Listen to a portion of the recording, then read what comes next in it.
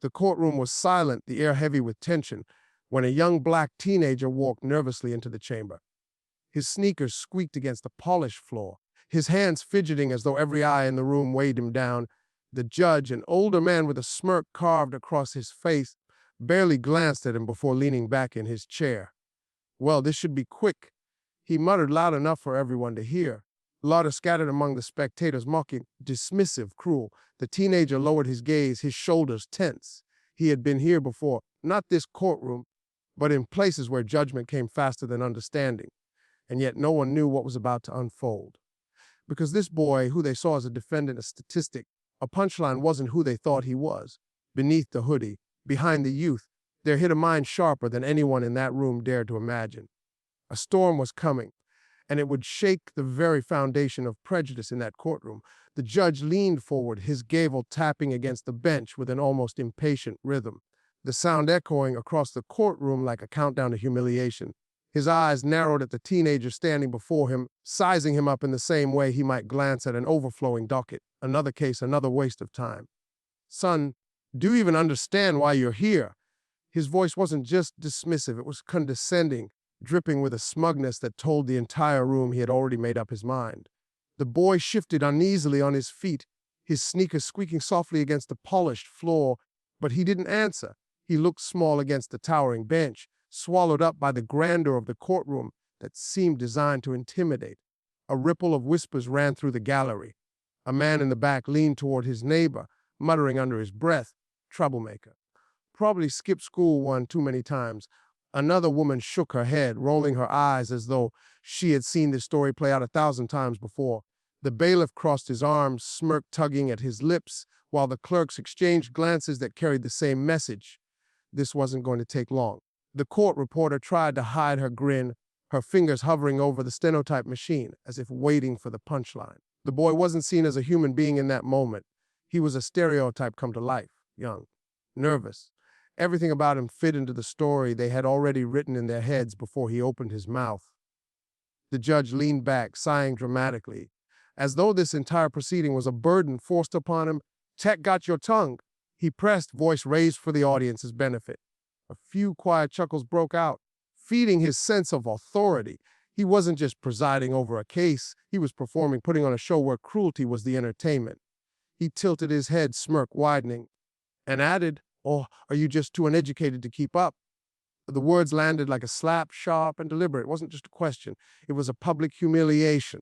He wanted the boy to feel small, to believe that the courtroom was no place for him.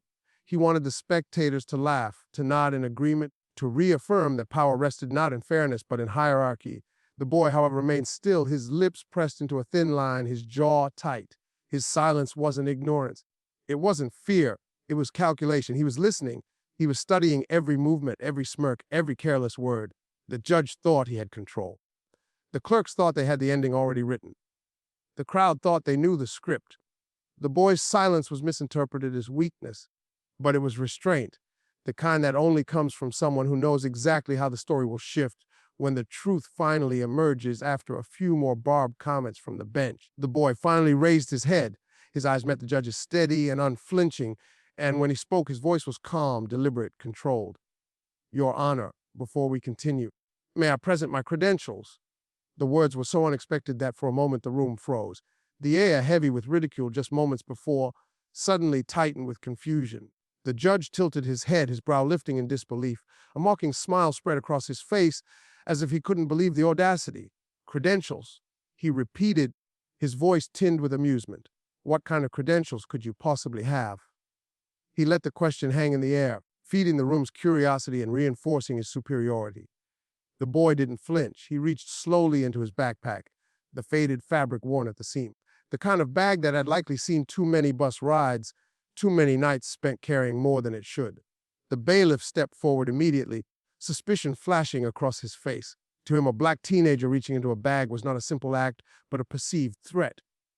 The boy paused, making sure his movements were clear, deliberate, undeniable.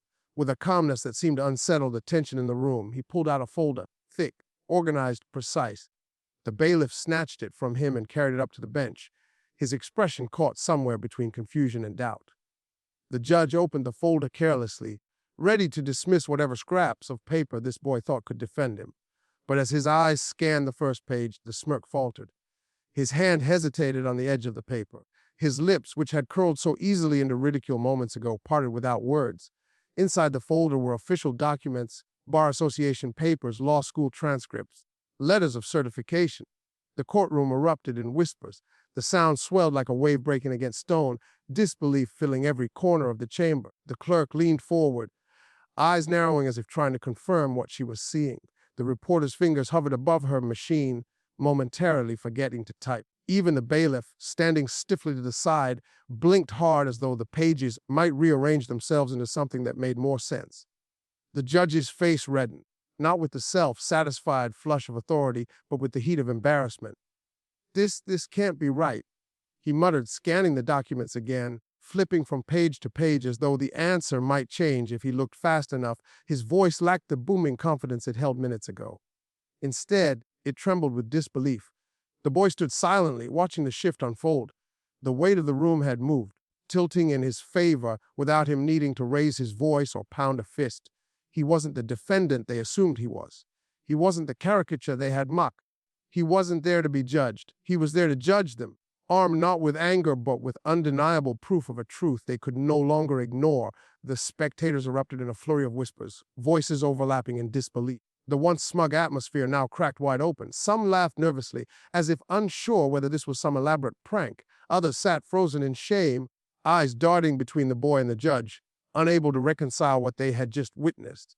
The court clerk, who had been so quick to share glances of amusement earlier, now kept her gaze firmly on the floor, her cheeks flushed.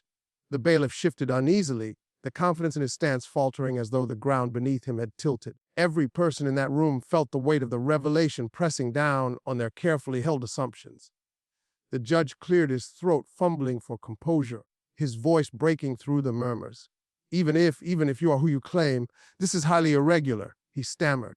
He tried to reassert control, but the cracks in his authority were visible. His words no longer carried the booming certainty of a man confident in his superiority. Instead, they wavered, betraying unease. The teenager didn't move. He didn't raise his voice or pound the table. He simply let the silence stretch, watching as the room struggled with the truth it had tried to deny.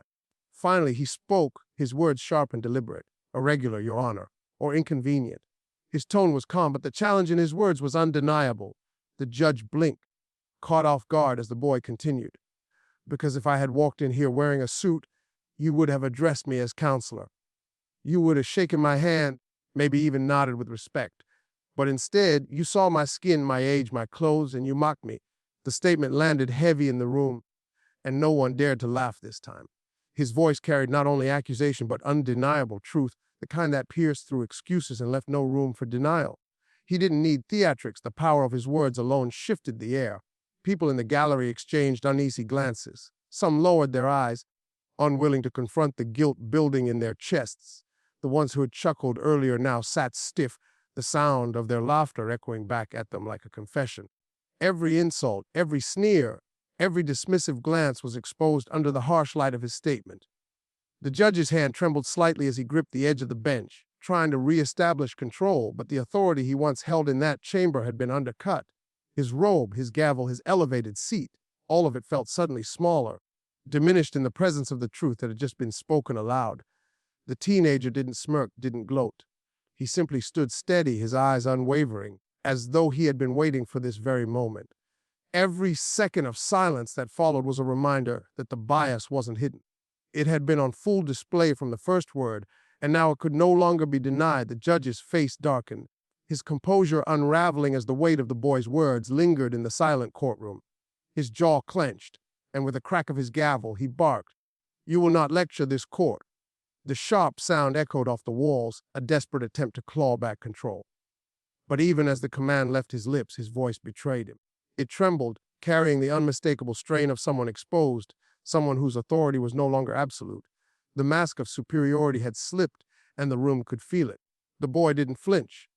His eyes stayed locked on the judge, steady and unyielding. "I don't need to lecture," he replied evenly, his words deliberate, each syllable cutting with precision. His tone wasn't rebellious. It was measured calm, yet laced with the weight of generations who had been silenced before him. I only need to remind this court of its own oath. Justice is blind, or at least it is supposed to be. The judge shifted in his seat, his fingers tightening around the handle of the gavel as though it might anchor him. His robe, once a symbol of power, now looked heavy on his shoulders. The boy's words hung in the air, dismantling the courtroom's fragile illusion of fairness. The spectators sat frozen, their breaths shallow, unwilling to break the tension. The clerks, who had smirked earlier, now kept their eyes fixed on the paperwork in front of them, pretending to be invisible. Even the bailiff, who had once stood so confidently by the bench, avoided the boy's gaze. The teenager stepped forward slightly, his voice gathering strength without rising in volume. But what you displayed today wasn't justice, it was mockery. It was prejudice, it was an abuse of power, hidden under the shield of your position. You wanted to remind me of where I stand. You wanted this room to laugh at me, to doubt me, to dismiss me before I had a chance to speak. His words weren't just directed at the judge. They were directed at everyone in the room who had participated in his humiliation. Whether through open laughter or silent agreement, the weight of truth filled the chamber. No one moved. No one dared to interrupt. The boy's presence, once seen as a target, had become undeniable. He had turned the courtroom from a stage of ridicule into a mirror reflecting the very ugliness people tried so hard to ignore. His words carried the sting of reality, uncomfortable, undeniable, and irreversible. The judge's knuckles whitened as he gripped the bench, his expression shifting from anger to something closer to shame. The gavel in his hand no longer felt like a weapon of authority, but like a reminder of the responsibility he had failed to uphold. His eyes darted away from the boy's gaze, searching the room for support, but finding only the silence of a crowd that had been forced to confront its own complicity. The teenager slowly closed the folder in front of him, his fingers lingering on the edges as though sealing away every document that had shattered their expectations. When he spoke, his voice was softer than before, but no less resolute. "This is bigger than me," he said, his words carrying into every corner of the room. The courtroom, which had once been filled with mockery and noise, was now so silent that the faint creak of the wooden benches seemed louder than the gavel had ever been. All eyes stayed locked on him, some with shame, others with quiet awe. He gestured toward the gallery, his tone unwavering. Today was a courtroom. Tomorrow it could be a classroom where a teacher assumes the black student won't succeed. It could be a workplace where someone's potential is ignored because of how they look or where they come from. It could be a police stop that ends in tragedy before a single question is asked. Each example landed heavy, painting images that were uncomfortably familiar, scenarios the people in that room could no longer pretend not to see. His gaze returned to the bench, steady and piercing. Black lives are judged before they are heard. Black potential is mocked before it is even seen. We are laughed at, doubted, diminished, not because of what we've done, but because of what you've decided we must be. The weight of his words pressed against the walls, against every person who had sat comfortably in their assumptions just moments before. The judge's hand trembled slightly as it hovered over the gavel, but he didn't strike it. His authority felt fragile now, cracked under the force of truth. His eyes, once sharp and mocking, now faltered, refusing to meet the boy's. The robe that had made him untouchable seemed to sag on his shoulders, as though it no longer carried the protection of blind respect. In the gallery, heads bowed. The clerk, who had once shared a smirk, now stared at her lap, guilt etched across her face. The bailiff shifted uncomfortably, his stiff posture unraveling with every word spoken. Even the court reporter, who had paused earlier out of disbelief, kept her eyes down, the rhythm of her typing slowed, as though ashamed of the record she was now keeping. The people who had once laughed no longer had voices. The room that had been so eager to witness a spectacle was now forced to sit in the heaviness of its own prejudice. The teenager did not smile. He did not revel in their discomfort. He stood with a calm dignity that demanded recognition, his presence radiating a quiet strength. He wasn't simply defending himself. He was holding up a mirror to the room, forcing them to see not just what they had done to him, but what they had done time and again to countless others whose voices had been silenced before they ever had a chance to rise. As the gavel finally struck, it didn't sound like justice. It sounded like surrender. The judge dismissed the case, but the damage had already been done, not to the boy, but to the illusions of superiority that once ruled that chamber. Everyone who had laughed, mocked, or doubted was forced to reckon with the truth. Prejudice is a disease that blinds even the most educated eyes. The teenager walked out of the courtroom slowly, his head high, his footsteps echoing louder than the gavel ever could. Outside, the world was no less cruel, no less biased. But inside that room, for one fleeting moment, the mask had been ripped away. It wasn't about one boy or one judge. It was about all of us. How many times have we mocked, dismissed, or underestimated someone because of their skin, their clothes, their age? How many times has brilliance been buried under bias? This story is a reminder, a warning, and a call. Justice is not justice until it sees beyond stereotypes, and change will not come until we too stop mocking what we don't understand and start listening to the genius we've been taught to ignore.